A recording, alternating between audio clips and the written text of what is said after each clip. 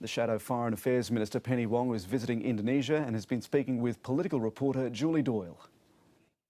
Well, I think there's always a risk or a tendency at times in foreign policy for us to focus on the day-to-day transactions, and they are important. But I think with Indonesia it is always important for us to think longer term. We're living through a great time of change within the region. Indonesia is very important in terms of how that change is managed, very important in terms of regional stability and prosperity, and also will be very important in terms of the economic development of the region. In terms of our economic relationship, it's still pretty thin, frankly. We could do a lot more.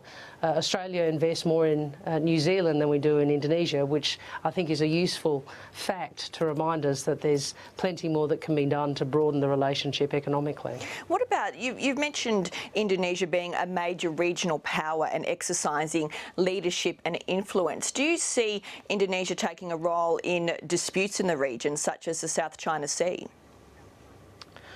Well, I think what's important in relation to the South China Sea is for us to continue to articulate support for the international rules-based system, for international norms, for the law of the sea.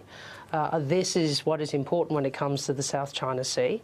ASEAN is an important body in terms of articulating those principles. I mean, Australia doesn't take a particular position in relation to the range of territorial disputes. What we do say is, one, we support the international rules-based system. Two, we urge all parties to de-escalate tensions, not to engage in unilateral action. And thirdly, you know, we obviously continue to support freedom of navigation and overflight. On that issue, though, as far as Indonesia acting as a power in the region when it comes to global stability, then how do you see that being acted upon? Well, I think that President Jokowi has spoken about Indonesia as a negara besar, so that is a big country or a great country, and a country of that ilk. And Indonesia will become increasingly important globally as its economy continues to grow.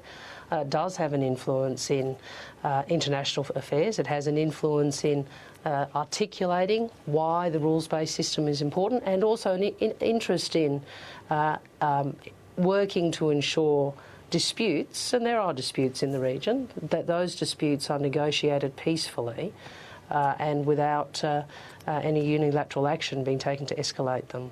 Looking